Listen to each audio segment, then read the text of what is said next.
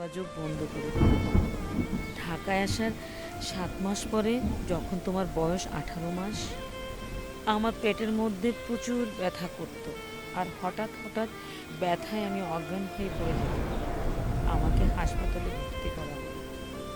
Doctor কিছু পরীক্ষা নিরীক্ষার পরে বললেন আমার কিডনিতে সমস্যা হয়েছে। কিন্তু ভয়ের কিছু নেই, কারণ অপারেশন করলেই আমি সুস্থ হয়ে যাব। তবে কিছু টাকা খরচ করতে হবে। আমার কাছে টাকা অবশিষ্ট ছিল না, কারণ সব কিছু আমি ওকে দিয়েছিলাম। কিন্তু কিছু গহনাপত্র ছিল। আমি তাকে বললাম আমার গহনা বিক্রি করে আমার অপারেশনের ব্যবস্থা করতে। সে গহনা বিক্রি করলো, কিন্তু সেটা আমার চিকিৎসার জন্য না। সে সেই মুহূর্তে আসসালামু আলাইকুম রিকশন, আপনাদের সবাইকে স্বাগতম। আশা করি সবাই ভালো আছেন, সুস্থ আছেন। তো আপনার সাথে আমি জাহিদুল ইসলাম। তো আজকে রিকশনের মধ্যে আমরা যে ভিডিওটি রিকশন করতে আসছি, তো ভিডিওটি হলো স্কুল গ্যাং এপিসোড 9। তো মায়ের চিঠি নিয়ে স্কুল গ্যাং এপিসোড 9 রিকশন করবো আজকে আমরা। তো দেখি মায়ের চিঠির মধ্যে কী থাকে অ্যান্ড রিকশন দেওয়া যায়। পুরো ভিডিওটা সবাই দেখবে, ভিডিওটা একটু লং হতে পারে। অ্যান্ড মধ্যে আমরা স্কুল গ্যাংয়ের এপিসোড সবগুলো রিকশন করছি। তার ডিসক্রিপশন বক্সে লিঙ্ক দেওয়া থাকবে, সবাই দেখে আসতে পারো যে রিকশন কেন হচ্ছে অ্যান্ড ডিটেল দিয়েছি আমরা। তো দেখবা। অ্যান্ড যারা যারা এই চ্যানেলটা সাবস্ক্রাইব না, প্লিজ সাবস্ক্রাইব করে পাশে থাকবে বেল বাটন অন করে রাখো, পরবর্তী ভিডিও সবার আগে পেতে পারো। এপিসোড 9 মায়ের চিঠি বলে কথা প্লে। সতর্কীকরণ and banking entertainment. Miraj Khan আজকে বাধ্য কিন্তু বদলাই দিছে।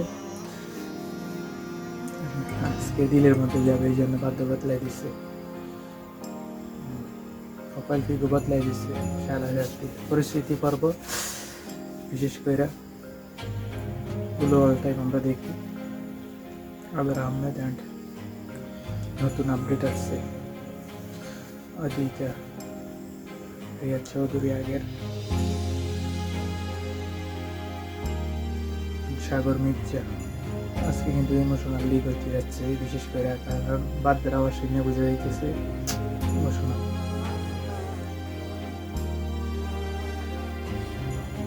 সাউন্ডটা কিন্তু সেই কমেন্ট করে জানাবেন কার কার সাউন্ডটা ভালো লাগছে।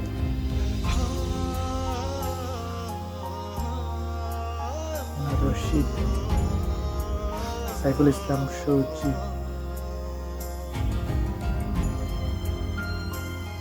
পরিচালক চিত্রনাট্যকার এই বাসাতে শান্ত থাকতো। গত পর্ব ওর যা সাথে কত এসেছে এই বাসায়। গত পর্ব যা শান্ত, দেখছি তা। এই বাথরুম সিঙ্গার শান্ত, বের হ। বিশ্বাস আমিও করিনি, কিন্তু 3 বছর অপেক্ষা করার পর এখন আমি বুঝতে পারছি আমার ভাই আত্মহত্যা করেনি, ওকে মেরে ফেলা হয়েছে। ওকে ওর বন্ধু সাগর, মিরাজ, আরোহী, সাথী এবং রিয়া মিলে মেরেছে। তারপর ফ্যানের সাথে ঝুলিয়ে রাখা হয়েছিল। স্যারকে বলে দিলে কি হবে? স্যার আমাকে কিচ্ছু বলবে না। আমি যেটা শুনতে আসছি তুমি সেটা আমাকে বলো। বলো আমাকে লাইক করো কিনা বলো। এই এত দেমাক কিসের তোমার? হ্যাঁ এই সমস্যা কি আপনার? আপনার এত বড় সাহস হয় কি করে আপনি আমার বান্ধবীকে ইফটিজিং করেন? ছাড়। সব জায়গায় মাস্তানি না? চিঠি লিখে গেলে কি হতো? আমার মাও মারা যাওয়ার আগে আমার জন্য চিঠি লিখে গেছে। গত পর্ব চিঠির ভিতরের অংশটা তুই পড়ে নিস, আমি আর পড়ছি না। আচ্ছা ঠিক আছে, আমি পড়বো। ওই চিঠি নিয়ে আজকের কাহিনী মনে হচ্ছে, জানিস?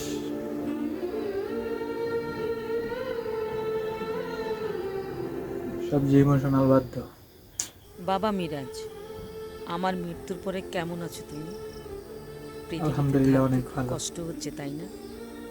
আজকে এই চিঠিতে কিছু অপ্রিয় সত্যি ঘটনা তোমাকে জানাতে চাই। আশা করি তুমি সম্পূর্ণ চিঠি পড়বে। এরপর যদি আমাকে ঘৃণা করো তাহলে সমস্যা নেই, করবা, সমস্যা কারণ নেই। আমি অপরাধী। আমার অপরাধের শাস্তি এই পৃথিবীতে আল্লাহ আমাকে দিয়েছে। বাকিটা হয়তো মৃত্যুর পরে আমার শুরু হবে, কারণ পাপ তার পাপকেও ছাড়ে না। ইয়েস, এটা রাইট কথা, কিন্তু পাপ তার বাপকেও ছাড়ে না। পাপ তুমি কইরা সাইরা ছোটবেলা যেতে পারবো না থেকে ভাইয়া। জানতে তোমার বাবা আমাদের ছেড়ে চলে গেছে, এবং এই পৃথিবীতে তোমার আমার আপন বলতে কেউ নেই। আসলে কথাটা সত্যি নয়। তোমার বাবা আমাদের ছেড়ে চলে যায়নি, বরং আমি তোমাকে নিয়ে তোমার বাবাকে ছেড়ে চলে এসেছি।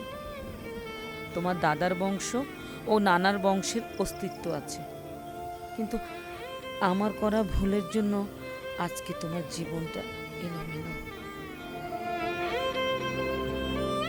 আমাদের বিয়ের আগে থেকে তোমার বাবা বিদেশ থাকতেন। 5 বছর বিদেশ থাকার পর দেশে ফিরে আসলে তখন তোমার বাবার সাথে আমার বিয়ে হয়। আমি তখন অন্য একটা কারোর ছেলেকে সাথে হবে। ভালোবাসতাম, কিন্তু আমার মা বাবা মুখের উপর কথা বলতে পারেনি বলে তোমার বাবাকে বিয়ে করেছিলাম, কিন্তু মন থেকে তোমার বাবা তোমার আমার কি বাবাকে হয়? কখনো মেনে নিতে পারিনি। তাই সব কিছু তাকে খুলে বললাম। তোমার বাবা আমাকে অনেক ভালোবাসতো, সেটা আমি আগেও স্বীকার করতাম, কিন্তু এখনকার আজও স্বীকার যুগটা এরকম, তাকে ছেড়ে চলে এসেছি ইয়াং জেনারেশনের তাই জন্য। বলে যে তাকে দেখবা, দোষ দেব সেটা ভাবতেও পারিনি। তুমি এতদিন ধরে জানো তোমার বাবার নাম ইকবাল, কিন্তু সেটা ভুল। তোমার আসল জন্মদাতার নাম মোহাম্মদ মোস্তাক সারোয়ার মিজান। মুস্তাক সারোয়ার মিজান।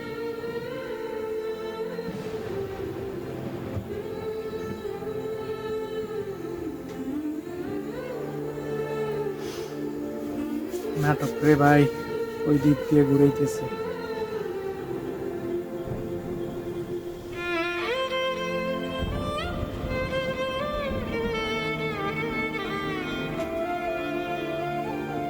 সবার মুড অফ হয়ে গেছে, ওই দিক দিয়ে জানি কেসটার কি অবস্থা। মিজান শান্ত আমাকে কেস। সবসময় ভালোবাসা দিয়ে আমার অতীতকে ভোলানোর চেষ্টা করত, কিন্তু আমি কখনো অতীতকে ভুলতে পারিনি বলে তোমার বাবাকেও ভালোবাসতে পারিনি। বিয়ের পর 5 মাস তোমার বাবা বাংলাদেশে ছিলেন, আর তখনই তুমি আমার গর্ভে চলে এলে। তবে আমি তখন তোমাকে জন্ম দিতে চাইনি, কারণ আমি যে অন্য কাউকে ভালোবাসি। কিন্তু তোমার বাবা ইচ্ছে করে তোমাকে পৃথিবীতে আনতে চেয়েছেন, কারণ তার ধারণা ছিল যে একটা সন্তান হলে আমি স্বাভাবিকভাবে সংসার করব। কিন্তু আমি স্বাভাবিক হতে পারি নাই বাবা। তোমার জন্ম হয়েছিল তোমার দাদার বাড়িতেই, তখন তোমার দাদি জীবিত ছিল, কিন্তু দাদা মৃত কবরবাসী। আমি কিন্তু তোমাকে নষ্ট করার জন্য অনেক চেষ্টা করেছি, কিন্তু তুমিও শপথ করেছিলে যে পৃথিবীতে আসবেই। তাই বারবার বিভিন্ন ওষুধ খাবার পরেও তোমাকে নষ্ট করতে পারিনি।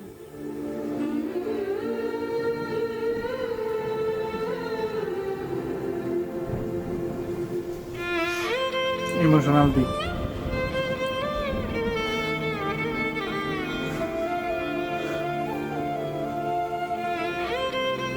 তোমার জন্মের পরে আমি তোমাকে দেখে অনেক খুশি হলাম। প্রথমে ভেবেছিলাম তোমাকে তোমার দাদির কাছে ফেলে রেখে আমি আমার পছন্দের মানুষের সাথে পালিয়ে হায় রে। বিয়ে করব।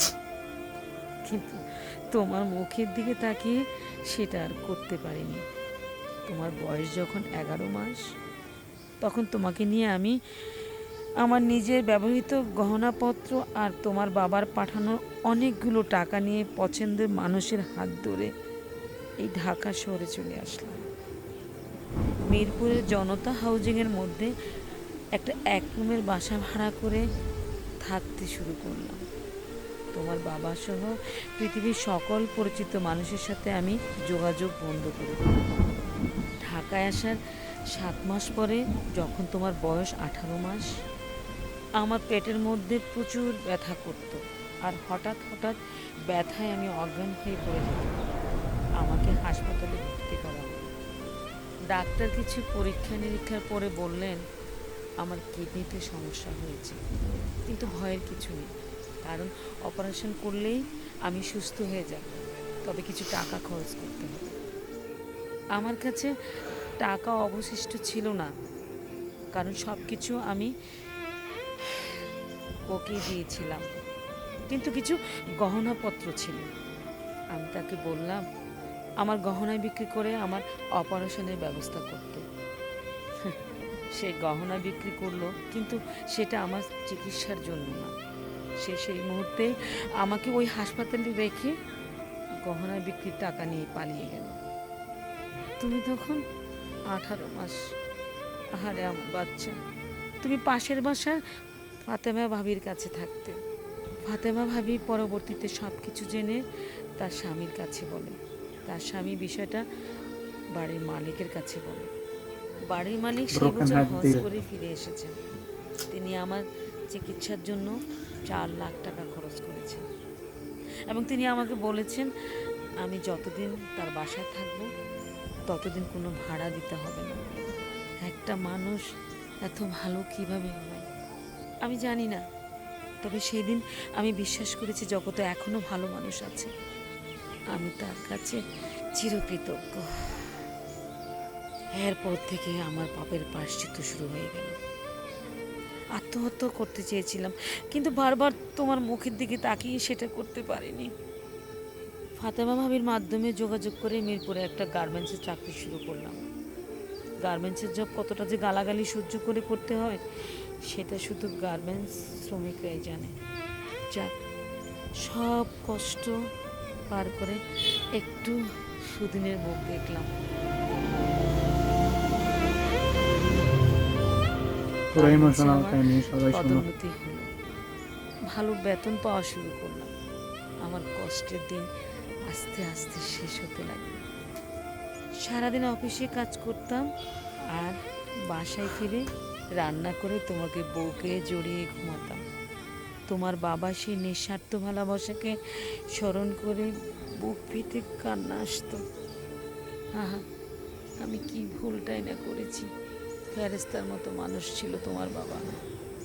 তোমার মনে পড়ে মাঝে মাঝে তুমি ঘুম থেকে উঠে দেখতে আমি কান্না করি।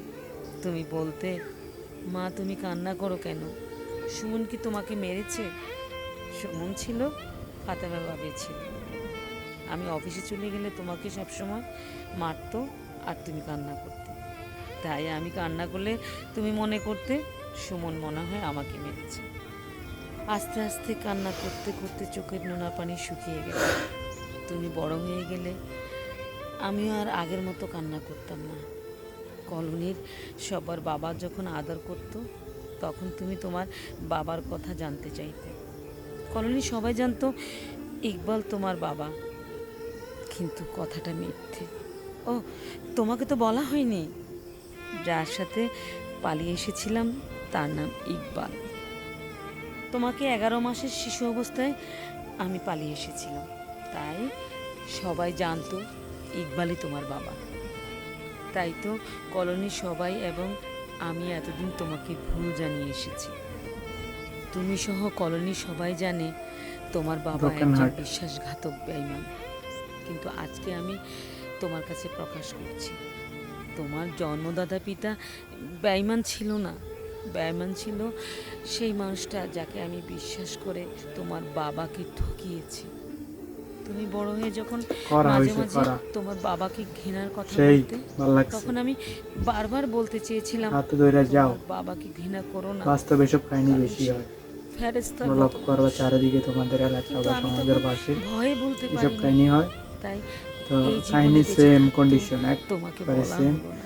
এই কাহিনীটা আমার মৃত্যুর পরে একবারে জীবন বদলা তুমি যেগুলো বড় দেখো একা সবাই। হয়ে যাবে, তাই আমি চাই তুমি তোমার বাবার কাছে ফিরে যাবে।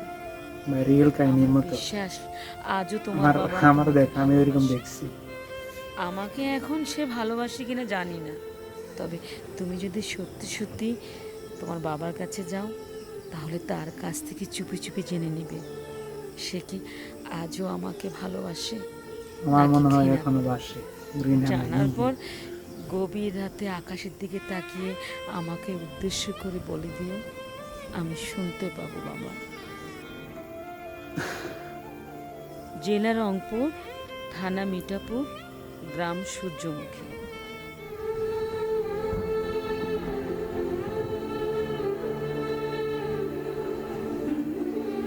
সেট কাহিনী।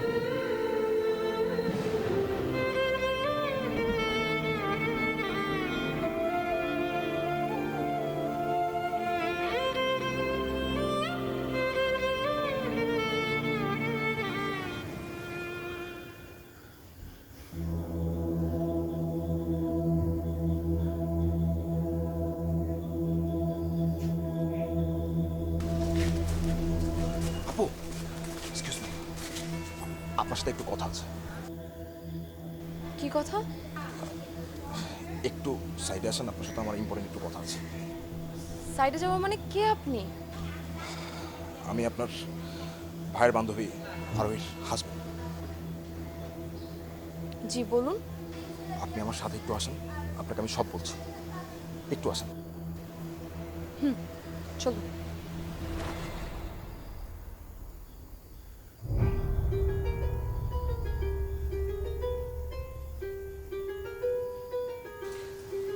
আপনার ভাইকে কারা খুন করেছে আমি সব জানি। কারা? আমি আরোহীর হাজব্যান্ড। ওর হাজব্যান্ড হলো, ওর সাথে আমার সবসময় গ্যাঞ্জাম লেগে থাকতো। সংসার জীবনে আমরা কখনোই সুখে ছিলাম না, অনেক ঝগড়া হতো, অনেক সমস্যা হতো। ও আমাকে প্রায় বলতো আমাকে নাকি ও চাপে পড়ে বিয়ে করেছে। আমি যদি চাপে না পড়তাম তাহলে আপনাকে কখনো বিয়ে করতাম না। আমি বলতাম কিসের চাপ, কিসের বিপদ। ও বলেছিল এই কাহিনী ভালো লাগে না। আমার ভাইকে যে খুন করা হয়েছে এর পিছনে ও জড়িত ছিল, মিরাজের সাথে। মিরাজের সাথে ও জড়িত ছিল। এরপরও অনেক ঘাবড়ে যায়, ওর বাসায় সব কিছু জেনে যায়। তারপর পড়াশোনা বন্ধ করে দিয়ে আমার সাথে জোর করে ওর পরিবার বিয়ে দিয়ে দেয়। আরোহী নিজের মুখে এই কথাটা স্বীকার করেছে আপনার কাছে? ও সবসময় বলতো, ও আমাকে প্রায় এই কাহিনী বলতো, আর বলতো আমি যা করেছি এটা জঘন্যতম একটা কাজ। আর ও সারাদিন কান্না করতো, সারাক্ষণ কাঁদতো এটা মনে করে। আপনি যাবেন আমার সাথে থানায় সাক্ষী দেওয়ার জন্য? হ্যাঁ, ভালো লাগে না। থানার নাম শুনে সাক্ষী, কিন্তু এর মাঝে একটা সমস্যা আছে। এমপির ছেলে জড়িত। এমপির ছেলেকে তো পুলিশ ধরবে না। আর আমি যদি সাক্ষী দেই তাহলে তো আমাকেও জানে মেরে ফেলবে। তখন আমি কি করব? দেশটা মগের মুল্লুক না যে ক্ষমতা থাকলে যা ইচ্ছা তাই করা যাবে। আপনি আমার সাথে থানায় যাবেন কিনা বলুন। তলে তলে কাজ করে রাখছে, একটু যাবো না। আমি সাক্ষী দেব। আমিও চাই ওদের বিচার হোক, ওদের বিচার হওয়া দরকার।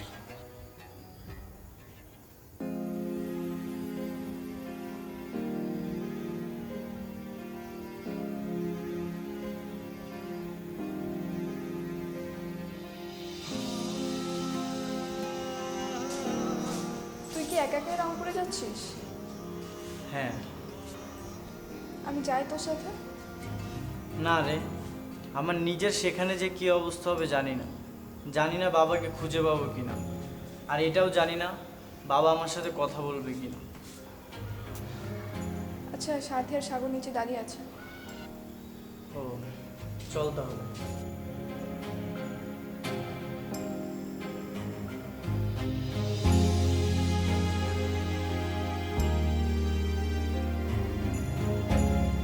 কিরে, একাই যাচ্ছিস?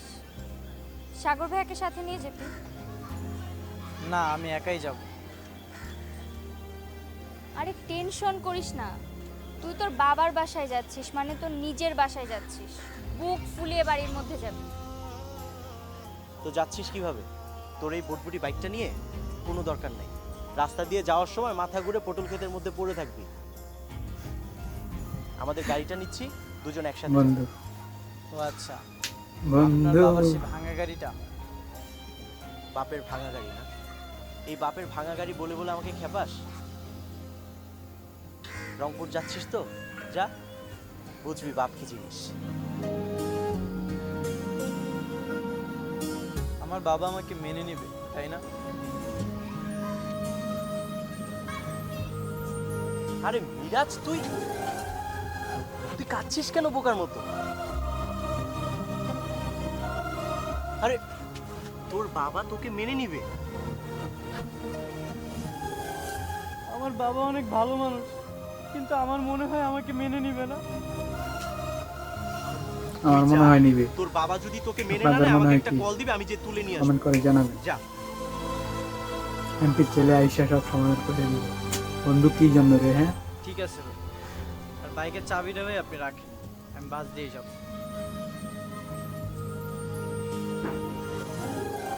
পলাশা পুরো আগুন।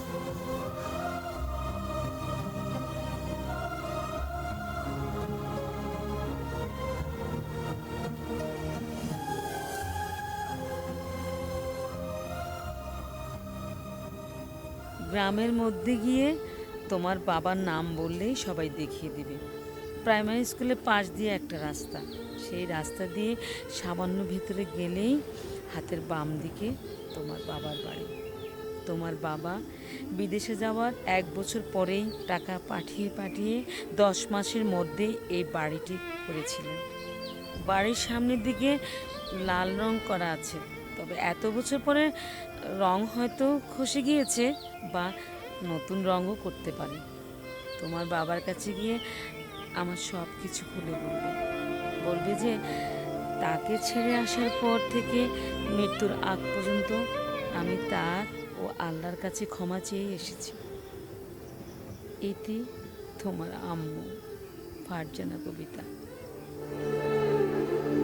ফারজানা কবিতা। কাহিনীটা ভালো লাগে আমার, এটা রিয়েল কাহিনী, বাস্তবের সাথে পুরাই জড়িত।